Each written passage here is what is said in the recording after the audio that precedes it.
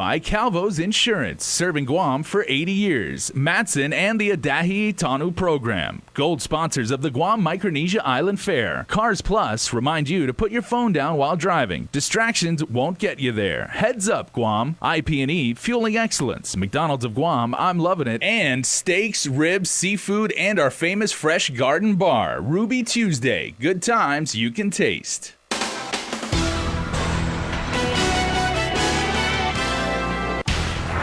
Coming up on Primetime, we bring you the very latest from the bankruptcy hearing regarding the church's plan to sell the controversial and most valuable Hotel Action property.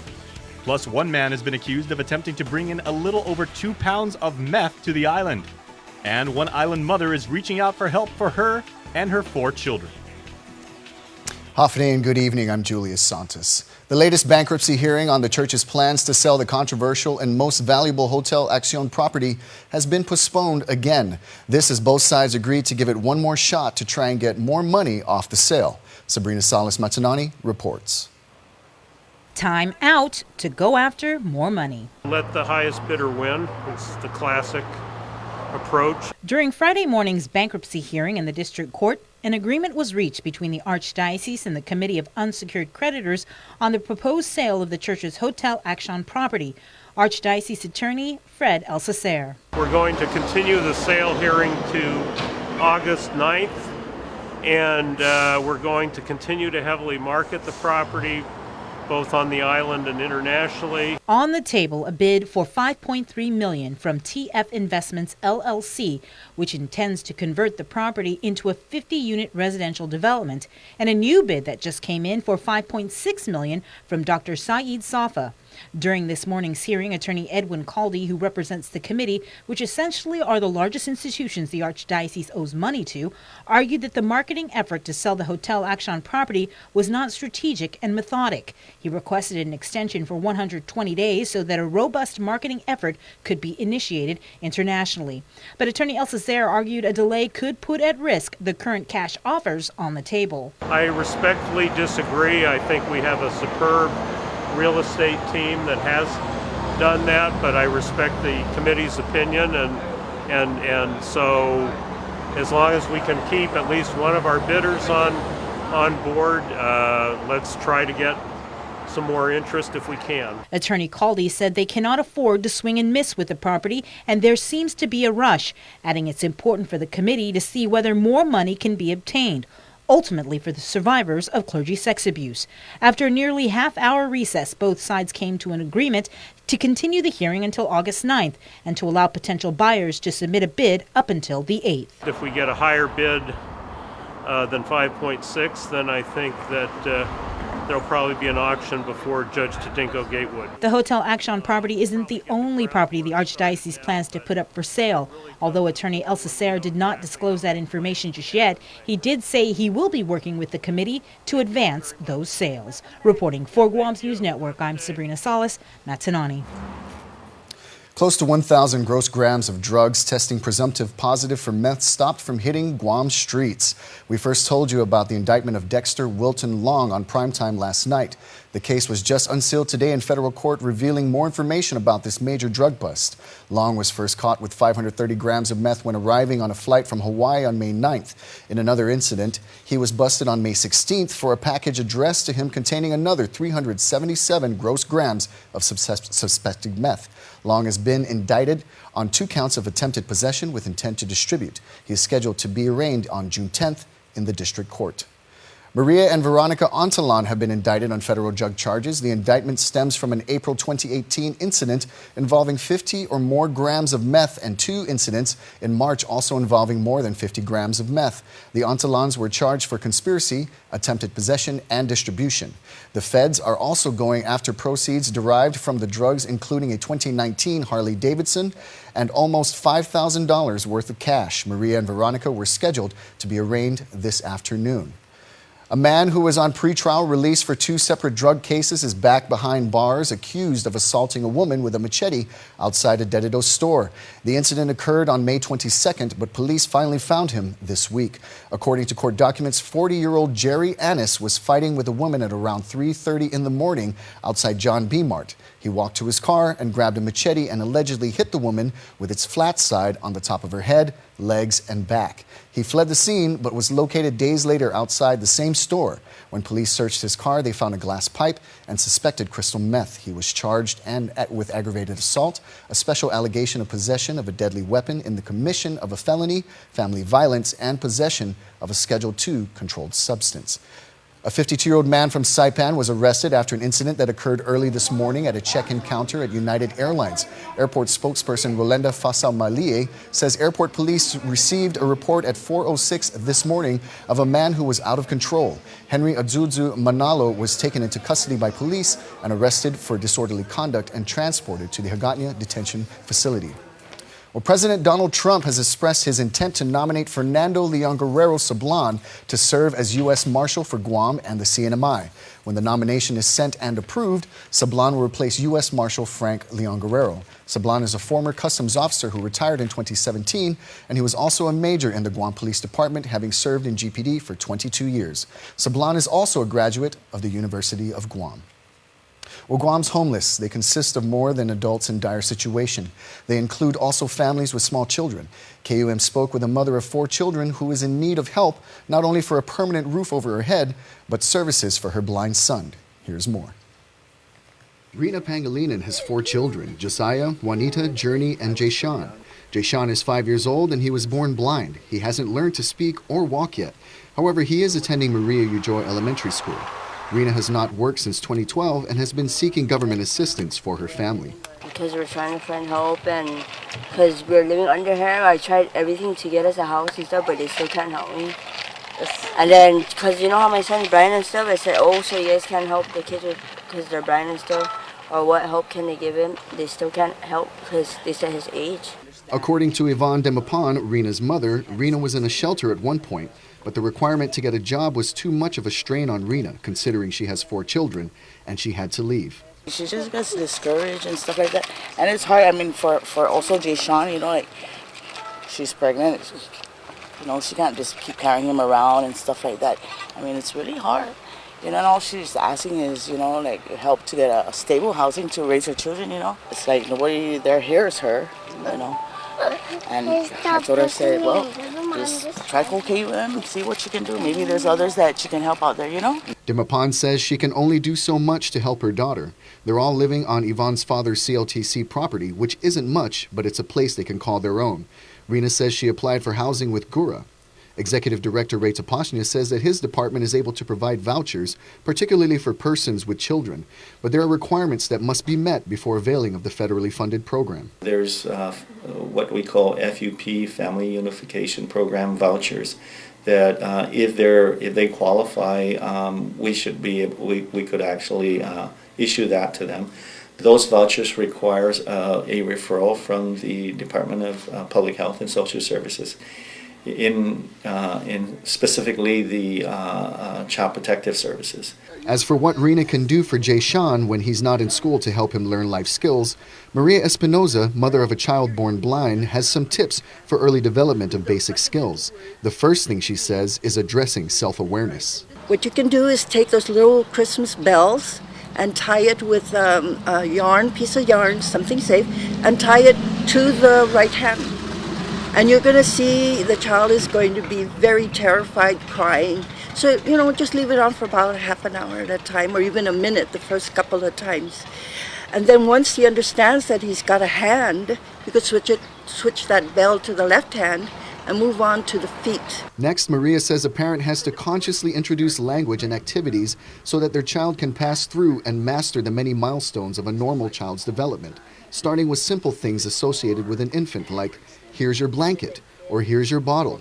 The next step critical to develop walking for children born blind is depth perception. So as the child pulls up a little, he's going to be afraid when you're blind because you've got off the ground.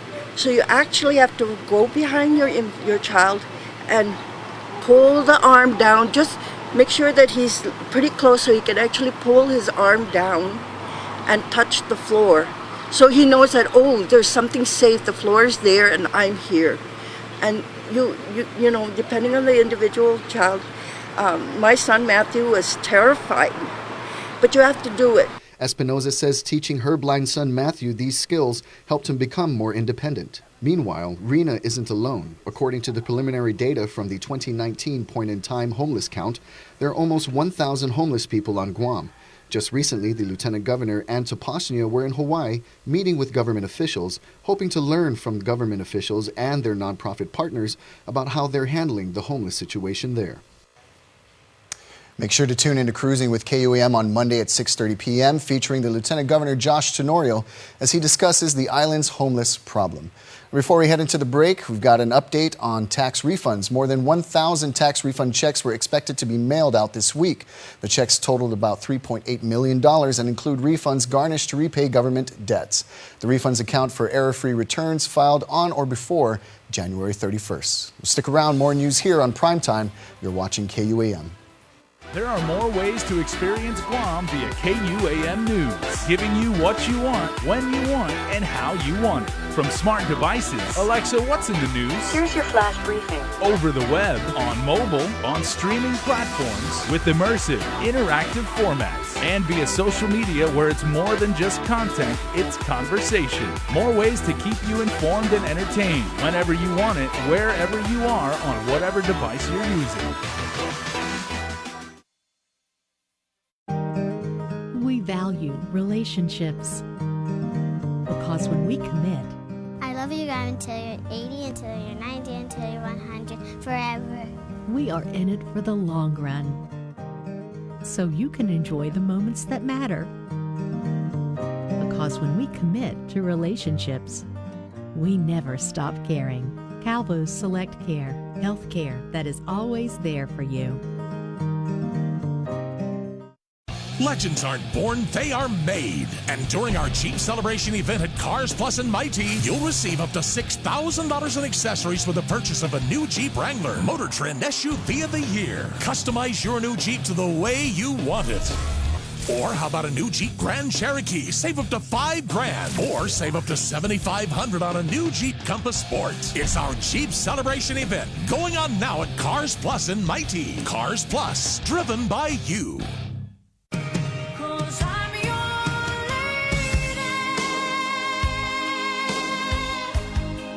The most delicious union of all time is now on Guam. Kentucky Fried Chicken and Waffles for limited time at KFC. The Bureau of Stats and Plans are preparing for a household income and expenditure survey. The survey will measure consumer buying habits and help determine what will be used in the market basket of consumer goods and services purchased by households on Guam. A market basket is a fixed list of items used to track inflation in an economy, and the data gathered from this survey will be used to determine Consumer Price Index, which measures changes in the price levels of goods bought by households. BSP Director Tyrone Titano. There's always inflation. There's rarely deflation. So prices are always going up here. The real question is household income, are wages keeping pace with inflation? The survey comes with $500,000 price tag covered through a Department of Interior grant and will be conducted by the University of Guam. Titano says the surveys are done periodically, and while the survey focuses on any increases in goods commonly purchased by Guam households, Titano says the information will be used to look at Guam's economic big picture. Focus on creating the data, and once you get the data, then you can discuss this on a more substantial basis, and then that will speak to actual solutions to those problems. Right now, it has to be more than anecdotal evidence of who we see panhandling on the street or the stories we hear. We need to kind of get some concrete data. The last time a household income and expenditure survey was conducted on Guam was in 2005, Titano said. The Guam Micronesia Island Fair in full swing through the weekend as many delegations from their region share their culture and crafts. The Pohnpei delegation always very popular with GMIF goers, their dance, their crafts, and the one of the big draws every year, sakao. We're sharing how we do the sakao on the rock and also the handicrafts that Pohnpeian make by their hands and the creative of Pohnpei. Sacao, derived from kava, is a drink that is made by ceremonially pounding kava on a flat river rock. The kava is mixed into hibiscus bark and results in an intoxicating thick drink that sedates the drinker, often leaving the tongue numb and the drinker in an extremely relaxed state.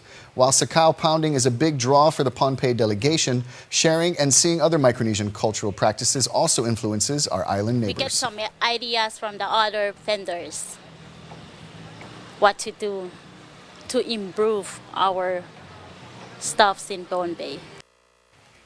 The Guam Micronesia Island Fair runs until Sunday at the Plaza de España in Hagåtña. With regional headlines, here's KSPN2 News. Half a day, Guam. Here's what's making news in the CNMI. On Tuesday night, around 10:53 p.m., the Department of Public Safety responded to a 911 call that was made claiming a male was lying next to Beach Road in front of the KS Market and was unresponsive. When my sister see that somebody laying down there, my sister get scared. So she ran after me and she locked my store door. She said, "Brother, somebody front of the trash laying down." So what I do, I call the 911.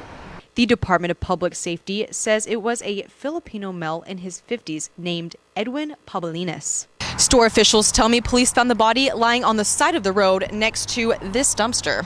When I call the 911, I see the guy laying down. This hand is like that, and he has a backpack. His backpack also under his head, and he has a blood here in the mouth. He has a blood. Then they call the ambulance. The ambulance came, they take him. So after around 1 hour or 2 hours later, I hear from one of the policemen that he's dead. The store owner says he and others at the store saw a male that appeared to be intoxicated, wandering outside of the establishment. Around the same time, the man's body was discovered. And the same time, I see that one guy is like rolling around. He's like drunk. He wants to go inside. So I'm trying to avoid him not to go in. At this time, a second male was seen wandering outside of the KS Market, and the two were communicating. I off the light, I cannot see good, but I see his height. He's a young guy. His age maybe 19 or 18, if I'm not mistaken. And my wife see other guy, because I see the guy, he don't have t-shirt. But the other guy, my wife see, he has a t-shirt.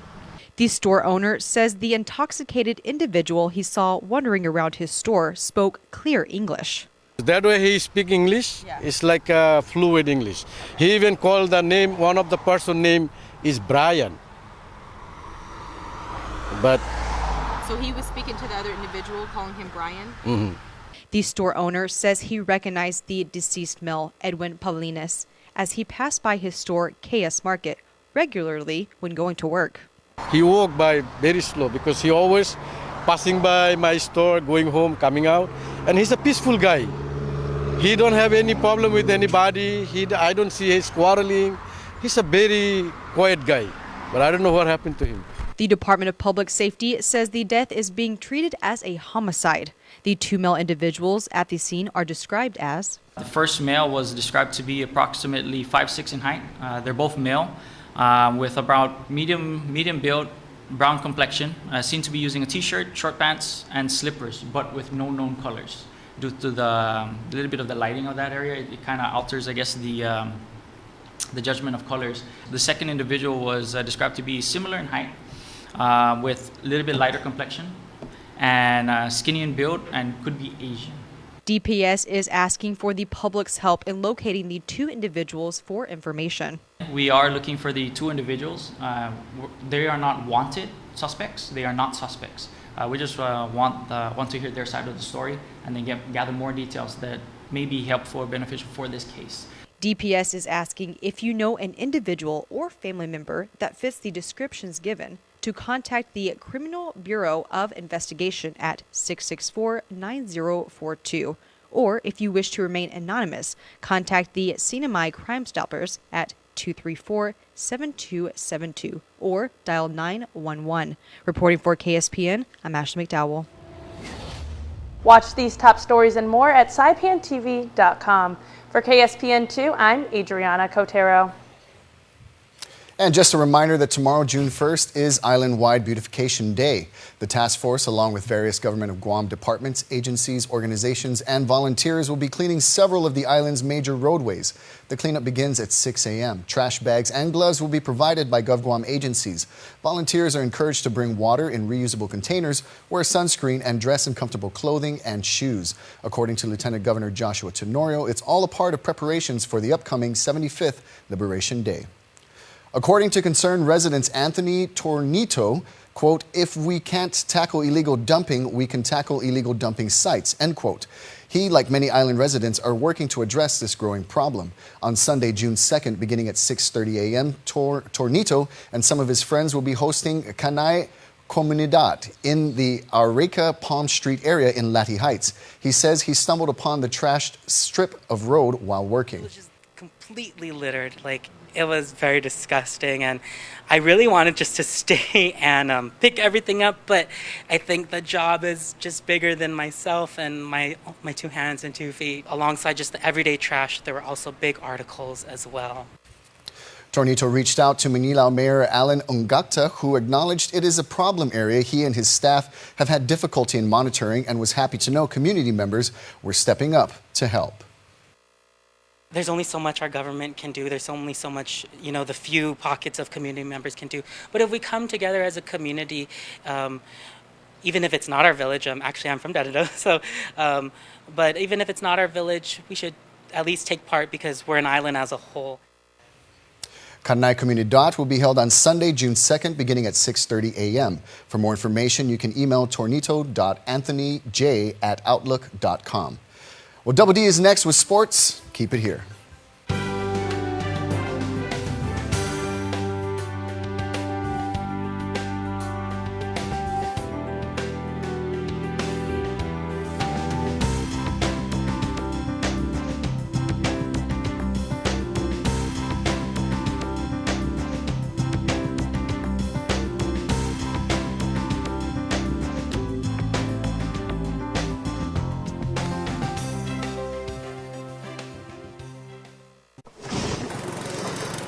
MTO, professional janitorial services with a warm hospitality touch. MTO gives that gift year-round. Pressure wash roofs, pressure wash driveways, lawn service, home cleaning, carpet restoration, office cleaning, commercial window cleaning, floor care. When cleaning is in order, MTO has you covered. Call 647-6861 to inquire on how you can receive the maintenance you deserve. MTO, celebrating 30 years with you, Guam. The Holiday Pledge is like an extension of the holiday spirit, which is all about family. And it doesn't matter where you're from or who you are. I wear this uniform. I'm definitely proud of my job and what we do. I not only live it in the uniform, but outside of the uniform as well. It's definitely a way of life. I live the Holiday Pledge every day of my life.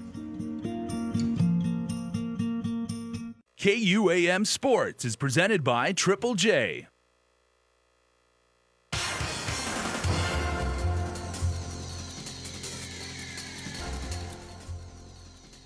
We're here at Del Rento, Manila, for our Athlete of the Week. Today we have Simon Sanchez High School athlete Harold Gerlin. Paul? Congratulations, Harold, on your selection of the Del Rento Athlete of the Week. Who would you like to donate this check to? I would like to donate this check to the Special Olympics Guam. This was your first year participating in this year's high school track and field season, winning gold for the men's shot put. It went pretty smooth. Our coaches taught us well. My first throw was a 11:49.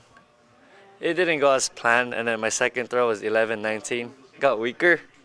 And then as my last attempt, I wanted to go all out for my senior year, so I just threw.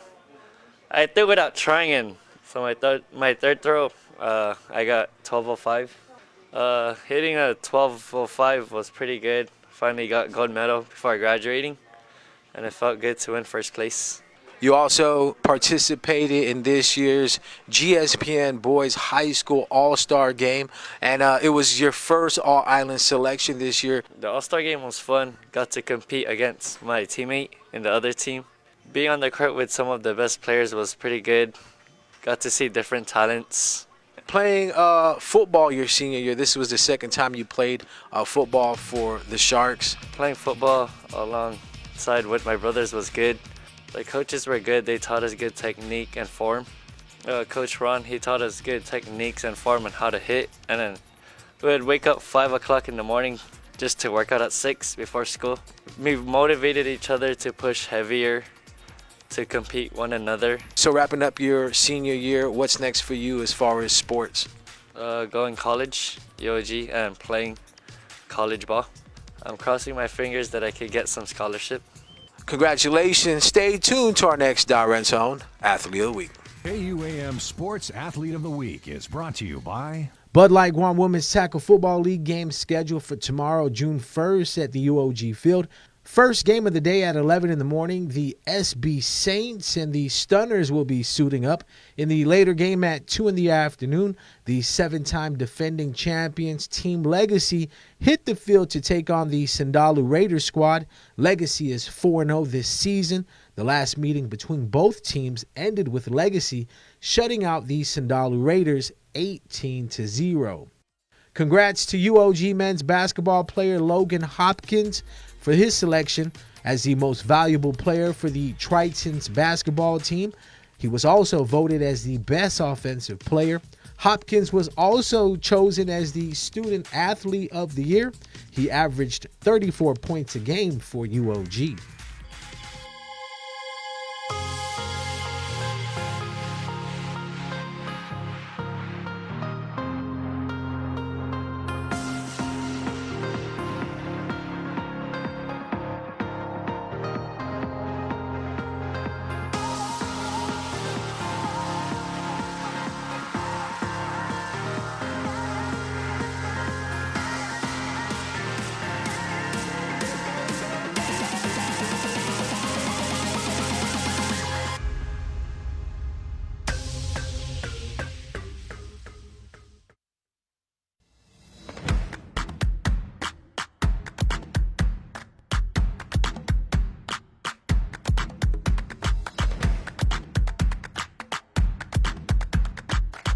The phone you want now on the best network and a plan that gives you endless data on chat, social, and music apps.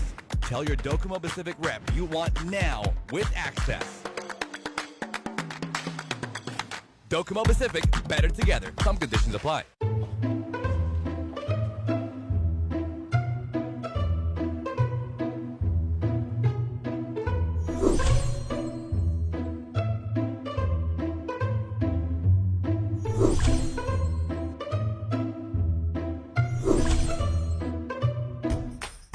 Introducing Triple J's Online Shopper, the new, faster, easier way to purchase your next vehicle. Explore hundreds of new and used vehicles in full 360-degree view. Get pre-approved instantly from the comfort of your home or office. Personalize your own finance terms and get top market value on your trade-in in just a few quick, easy steps. Buy with confidence from start to signature, and we'll even go the extra mile to deliver your vehicle to your home or office. Have a question? Our sales team is just a chat away for instant assistance. Click, pick, drive. Complete the entire car buying process with Triple J's Online Shopper and purchase your next vehicle at triplejguam.com today. Can I just get a right back? Now, before we close out the news tonight, our latest round of birthday shout-outs from the Cold Stone Creamery Birthday Club. Friday's a great day to have a birthday, so we say happy birthday to Gideon Donato, who blows up the candles today. Happy birthday, Gideon, from all of us at KUAM and Cold Stone Creamery. And from Antonio Diaz, her favorite son, happy birthday to Felicita Diaz. Hope you and everyone you know that has a birthday today had a fantastic, fantastic day. Remember, you can be a part of the Cold Stone Creamery Birthday Club by registering online on KUAM.com. Now be sure to include with your photo your name and birth date. And right now it's time to announce the winner of a yummy Cold Stone Creamery birthday cake. And the winner is Josephine Cabrera. Congratulations, a rep will be contacting you on how you can redeem your cake, Josephine. Well, that's going to do it for us here on the news, but stay tuned. Jason is next with News Extra. Closed captioning is brought to you by IT&E. Explore your world.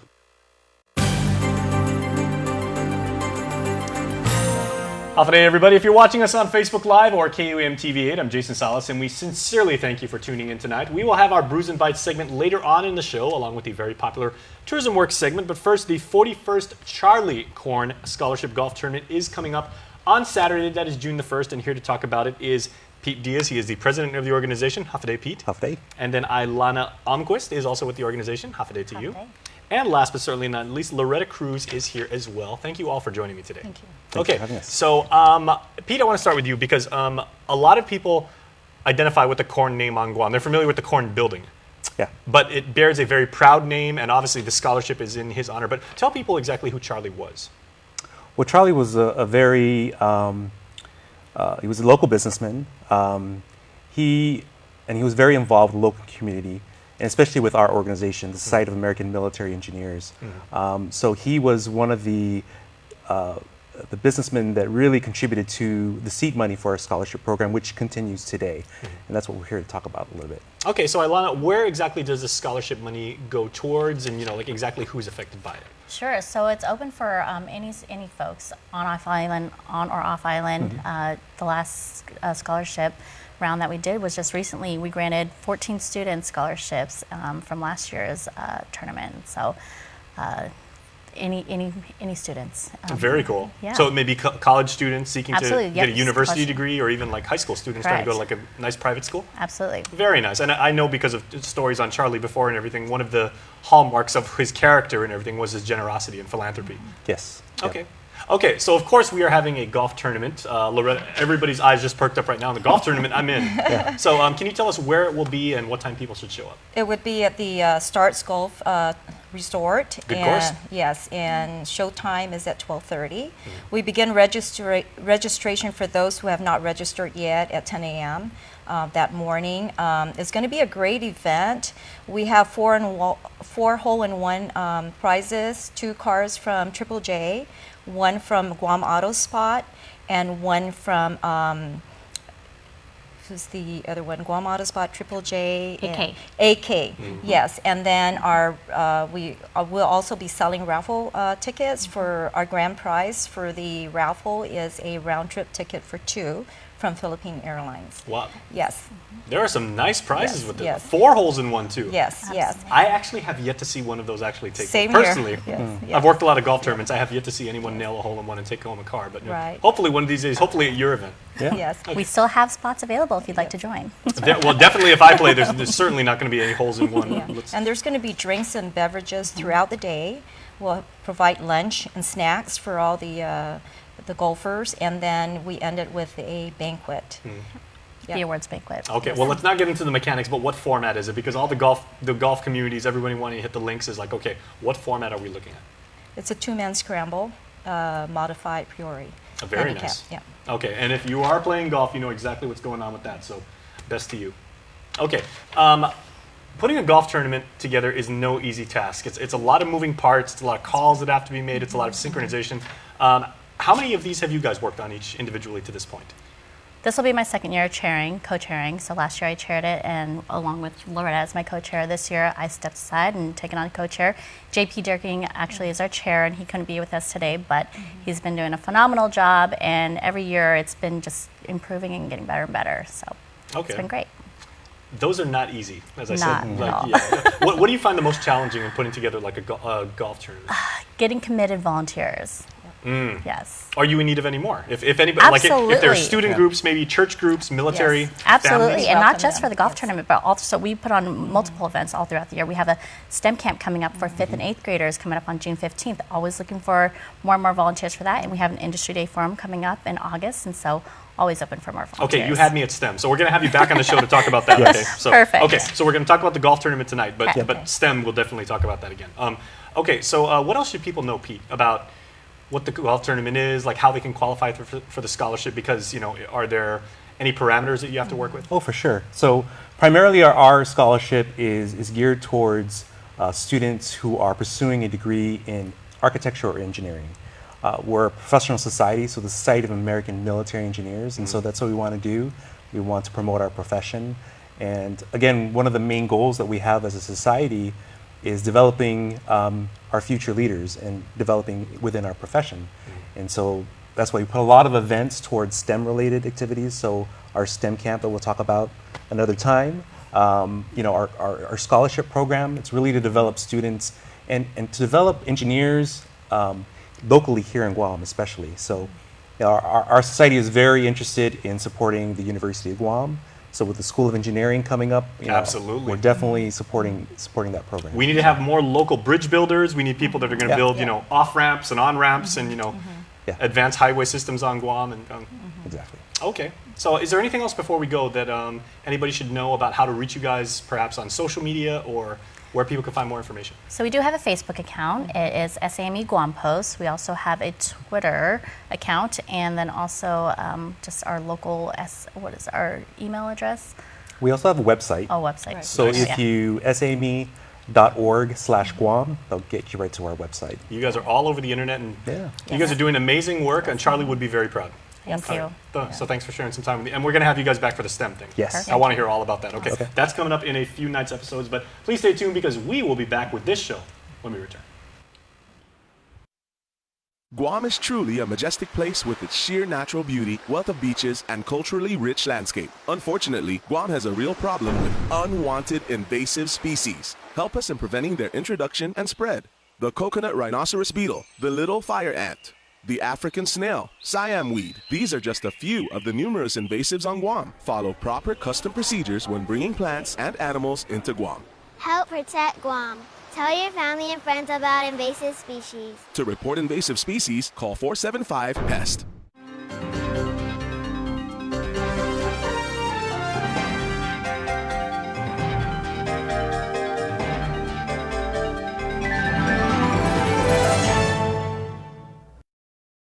A beautiful, healthy smile is an expression of confidence.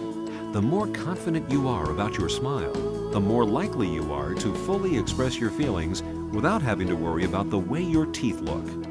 Before cosmetic dentistry, I didn't smile as much.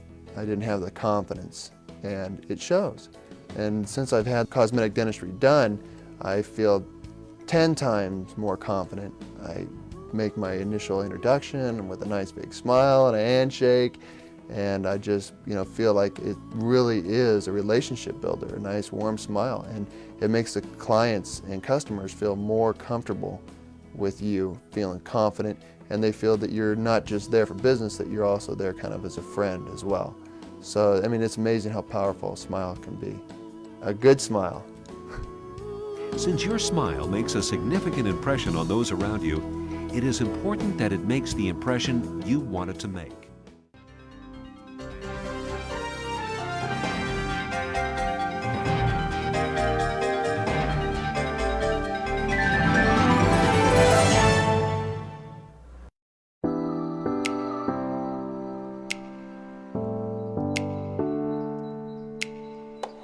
You may have noticed recently that KUAM Communications is going beyond broadcast and cross-platform, giving you original digital content on every social media and digital platform.